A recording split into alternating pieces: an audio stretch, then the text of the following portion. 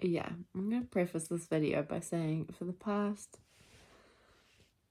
3 weeks, I've been going through a breakup and it's been pretty cruddy. Yeah, I know it's the right thing. That's why I kind of not pushed, but started the conversation. And tonight we kind of came to a conclusion with the conversation. And yeah, that's all I need to go into for that. But basically, because of everything, I have not been sleeping. And so I started this video as a Operation Get My Butt to Bed, and just do one of the basics of looking after my body while I'm doing some pretty hard things and kind of going through it on my own, but then also supporting other people going through other things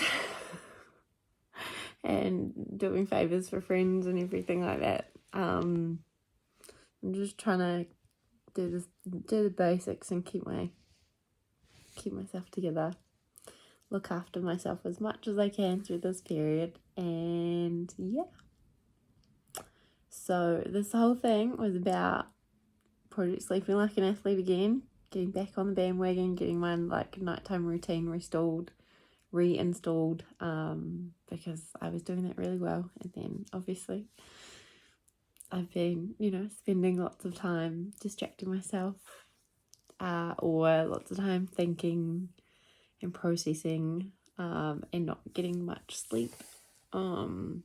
So yeah, tonight is going to be probably quite a late one. So just exhale.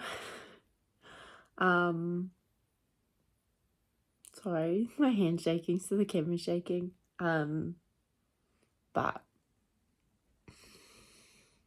yeah, we'll see how we go. And then we're really gonna dial this in, because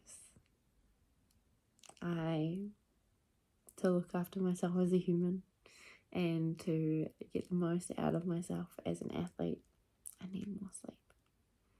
So, kia ora team! Welcome back to another video. I thought it was about time that I confessed that I came clean, that I owned my crap, and did something about it. So here we go. This week's video, this vlog, is going to be about getting back on track with my sleep, because I have been shocking. I have not been sleeping like an athlete. I haven't even really been sleeping like a normal human. I've had a coping mechanism that's not exactly healthy just kick back in over the last week, and at night where my brain is trying to wind down and it's just like thinking about things, I will not let it, and I'll be watching YouTube. I'll be watching little happy snippets from my favorite movies, that kind of thing. Sometimes it's productive and I'm doing work, but no one needs to be working at 11 o'clock at night, Brittany Jane. And yeah, it's just a bit of a shit show. So yeah, excuse my language. I normally thrive on 8 to 9 hours sleep, and for under 6 hours to be a good night's sleep over the past week, it's not okay, and we need to curb it ASAP. So I mean, sleep is one of the foundations of being an athlete. In fact, it's one of the foundations of being a human. It's one of our basic needs, and it can be such a superpower. It can be such a performance enhancing drug, and it is fantastic. However, it's not when you're not doing it, and I'm not doing it well at the moment, and I'm definitely not doing it enough.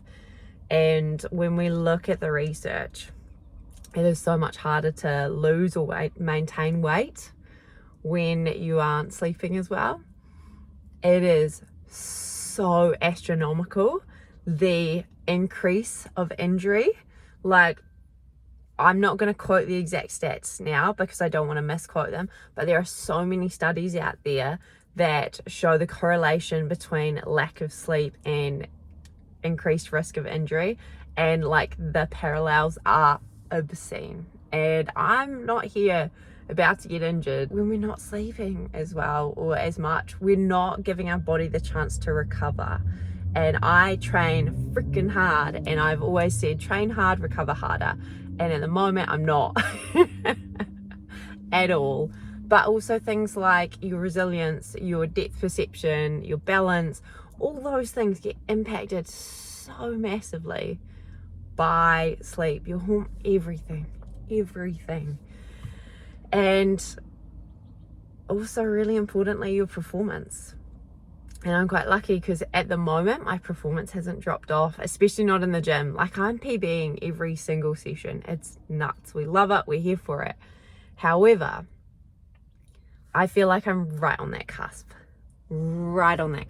And if I don't do something now, that performance is going to drop, and it is really hard to get back from. So we're going to hold ourselves accountable.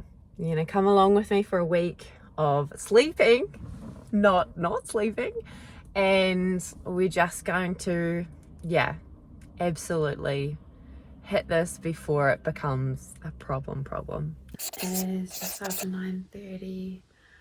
Training, I didn't get home from training until like just after 8. And so not off to the best start, but we're gonna try. We're gonna work with what we've got, and it's gonna be good. Came home, had a shower, had dinner, and I've just been wearing my silly little glasses, just trying to like wind down. I keep the lights really low, and we're just trying to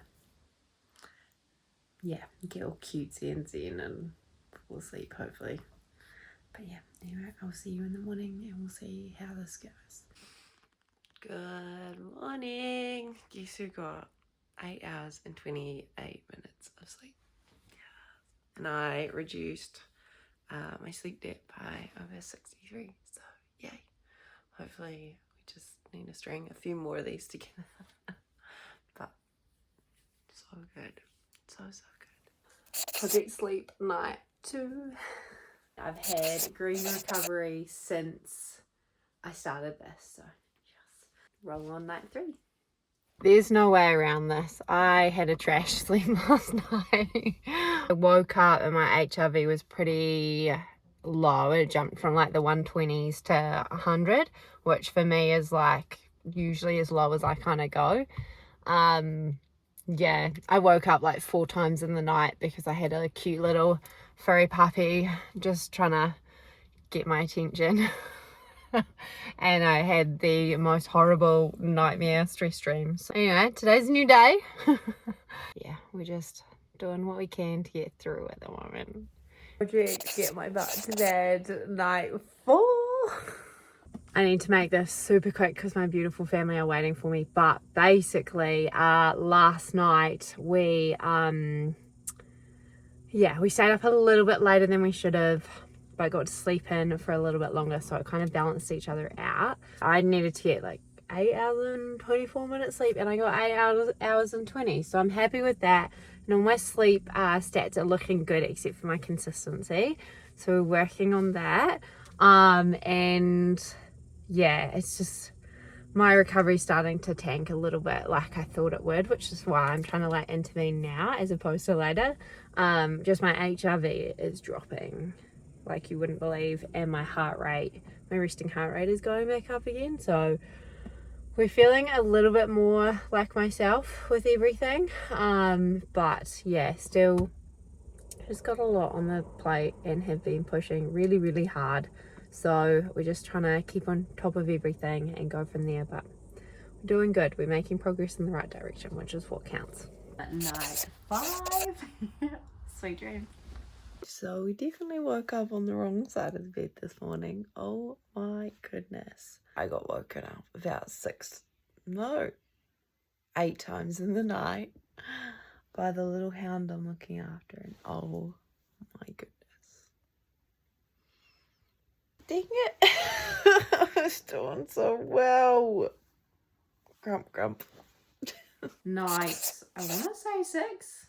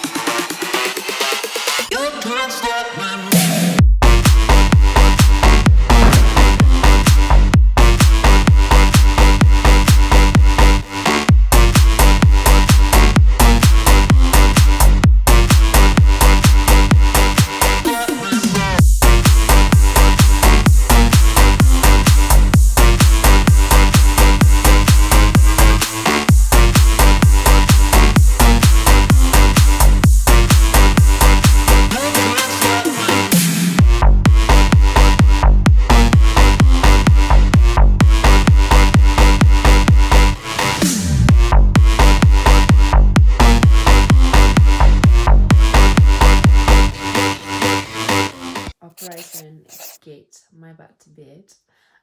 Night 7. Sweet dreams. Right, it is official. We are restarting Project Get My Butt to Bed tonight. I've had some time to heal, recover, and just really lean on the people around me. My beautiful darling sister came to stay, and that just like, it was exactly what I needed. And it was a lot of late nights of, honestly, like giggles and talking for hours and tears and hugs and just sisterhood. It's just gonna taste like the mask. Vitamin C.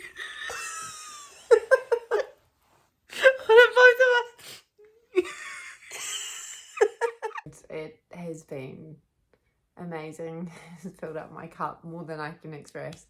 So now it's time to just, start being in charge of filling up my own cup. And yeah, that all starts tonight with a good night's rest before we start our new training block tomorrow. I'm so excited. But yeah, this is the final push before nationals. It's 3 weekends away, and we've got to get our stuff sorted. I'm trying to be PG here. Try not to swear. But yeah, it's time. So let's do this. Restarting Project Get My Butt to Bed at night 1.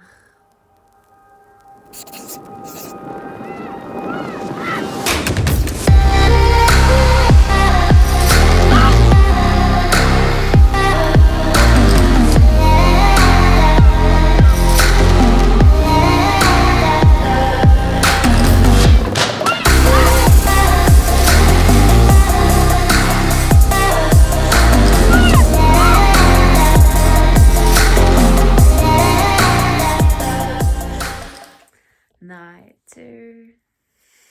Night 3. And I honestly have no idea why I chose to do this at the most insane time. Like, I have so much to do still. I'm meant to pack. I think I'm just gonna crash now and wake up early and do it then, because your girl cannot. I cannot face it right now. Far out.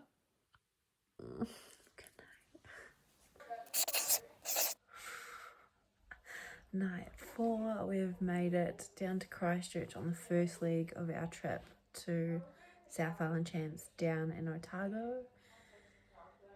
But we get to sleep in tomorrow, so it's late. It's like 10:30, so we'll see. You can hear the girls. They're not gonna get quiet anytime soon, but we'll see how we go. Looking forward to that sleep-in.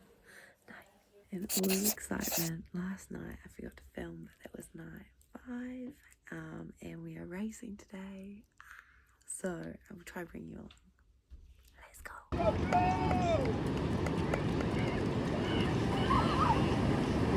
And we're underway. Open woman mask final.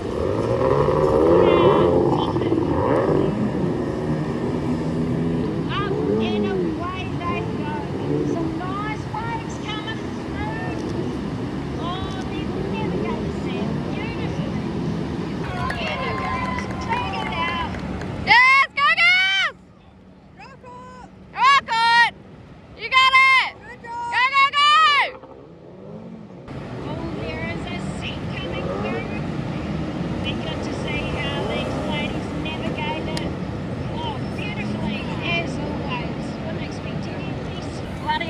Good job.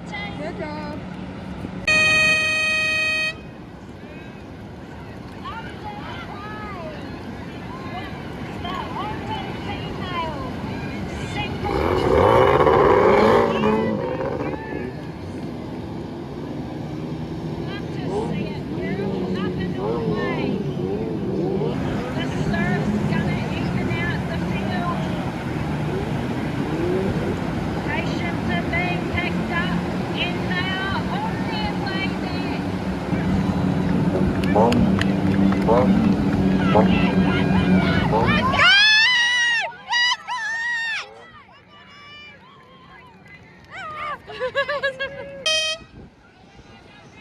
Go, Brett!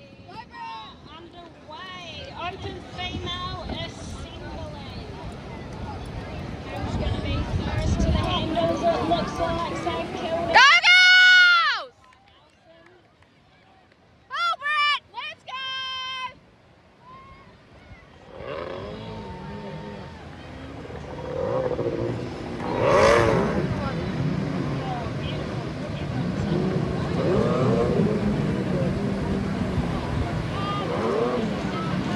Oh no, the whole engine. Well, they'll get it out of the water eventually. You don't feel it. They're right in our lane. Yeah. Coming in with the Let's go, girls! Yeah, I can see that. I actually don't think we've done that. St Kilda being told Emily Peacock on Cummington to Go, Paul! Woo! Emily. 96. 97.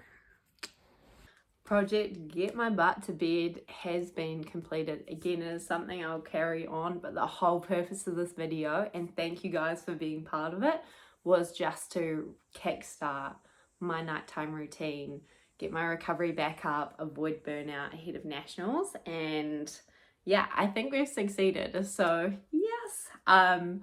Anywho, I'm going to share with you some stats now. I think as an athlete, it's really good to have some form of recovery tracker in your toolkit. And I've been using a Whoop for the past 3 years. I really love it because it's something that you don't have to take off. You charge on body, and it's something without a screen, which I'm a really big fan of because I just have too many notifications anyway. And then prior to that, I was using an Oura Ring for 2 years. So it's been something I've been doing for a while, and honestly, it has been super duper helpful in keeping me accountable. I've never had a problem with energy output ever. Like, I'm very good at training hard, training with intention, training often. What I have to be a bit more intentional with is making sure I'm resting and recovering harder than I train. I'm sleeping really well so that I can show up and perform as best as I can in training and at competitions. And yeah, all the stats I'm about to share with you are from my Whoop.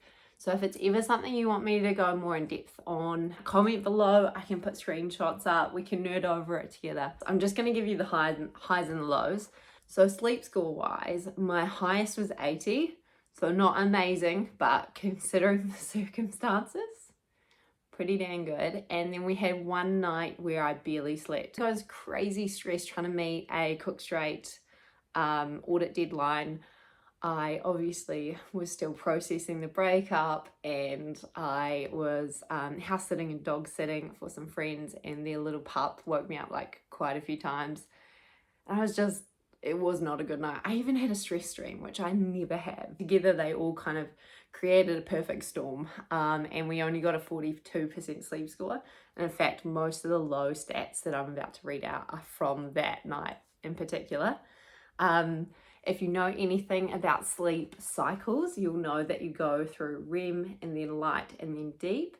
When we're in REM sleep, so I think it's rapid eye motion or rapid eye movement, we are recovering our brain. So it's super, super important that we get a good amount of REM sleep. And then when we're in deep sleep, we're recovering our body. So muscles, everything. So it's super important that we get a good amount of that too. So I normally get roughly an hour 20 of REM and roughly an hour 40, hour 50 of deep sleep.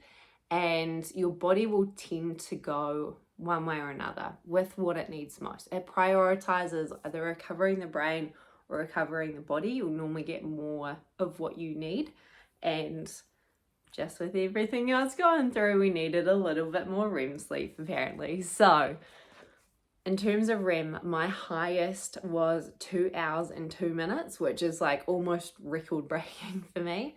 But then on that gnarly night, we only got an hour and 7 minutes. So not too shabby. And in terms of my deep sleep, the highest I got was 2 hours and 16. So again, pretty good for me.